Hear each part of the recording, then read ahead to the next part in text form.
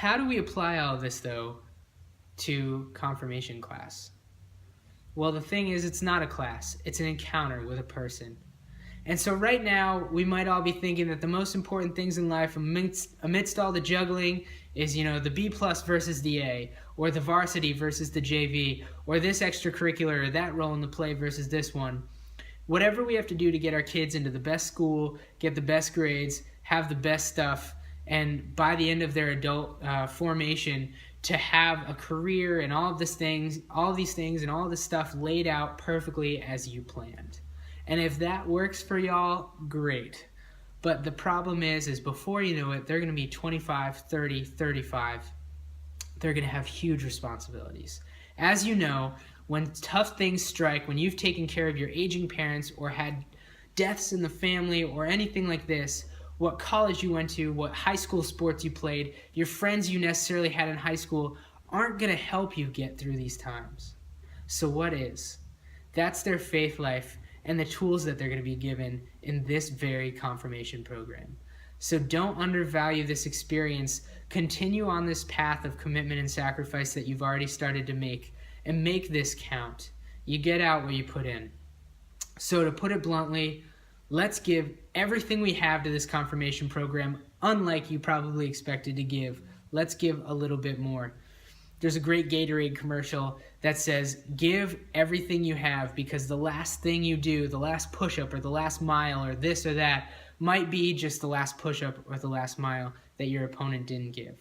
So let's live this to the fullest and help your kids be the best version of themselves. As an investment, how can you do this for your kids? I'm going to give you a couple of resources. But just like losing weight, for example, you can't do this without planning what you're going to eat, planning how you're going to exercise, making time for it. When your feet hit the ground in the morning, are you asking yourself, when am I going to exercise today? Or what am I going to make for dinner that's a healthy choice? Or how am I going to avoid temptation and obstacles that come my way? This isn't easy, but this is exactly like growing in your faith. When your feet hit the floor, you say, how am I going to pray with my kids today? How am I going to lead them to God? Maybe how am I going to avoid temptations that are going to bring me further from God? These are all questions we can ask. But the shock is that you have a ginormous role in their faith journeys. With their faith journeys, it's statistically proven that 90% of kids that have a practicing faithful father will grow up to be practicing faithful adults in life.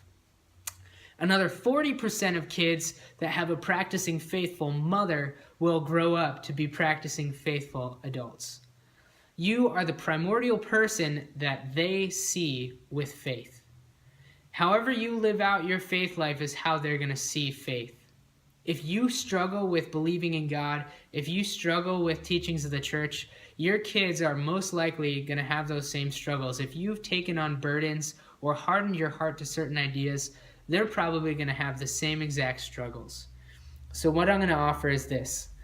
Before every class session, I'm going to send out a resource for parents in particular, included in an email that gives you an opportunity to get to know what we're doing in class, get to know a little bit more about the background of it, and it's going to offer tips for you to try to communicate with your teenagers after class.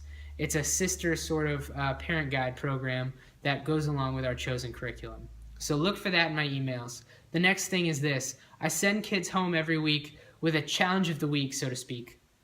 It's giving them something to do that's going to help them grow in holiness between now and the next time we meet. So when they come home, ask them, what did Brian give you to do as an assignment before the next class? Maybe it's pray for someone. Maybe it's pray with someone. Maybe it's read the scripture. Maybe it's read your favorite passage in the Bible. Maybe it's find a Bible, open it up. Maybe it's buy one. Maybe it's do something for someone else without them knowing about it. All of these sorts of things you can help them out with. Whatever it is, support them in that. And always be in communication if you have any problems or if a question arises from your teenager that you really don't know how to answer. I'm always here. That's my job. And I love doing it. Also, if you have any questions about your own faith life, we do offer in the RCIA program, the Rite of Christian Initiation for adults. We also offer this sort of like Catholic 101 sort of thing. So if you need to just brush up on your faith, that's a great place to do it. You can contact myself or Father Jay Makos to get involved in the RCIA program. With all of that said, your teen is going to change the world when they strive for holiness. So join me in striving for holiness along with them. If you want your teen to get further involved, we're always looking for readers at Mass, altar servers, ushers, all this kind of stuff at our teen Mass to get them involved. It's a great thing to put on a resume, and I hope you would join us for that.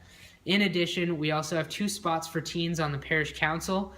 Great builder for the resume. It meets once a month just for about an hour or so, and it's a great way to get involved with the direction of the parish. In addition to that, we have a Life Teen program, which is a high school youth group that meets every couple weeks on a Sunday night right after the 5 p.m. Mass. A lot more of a relaxed environment. We spend more time teaching them how to pray, practicing prayer. We also do a bunch of games and goofy stuff.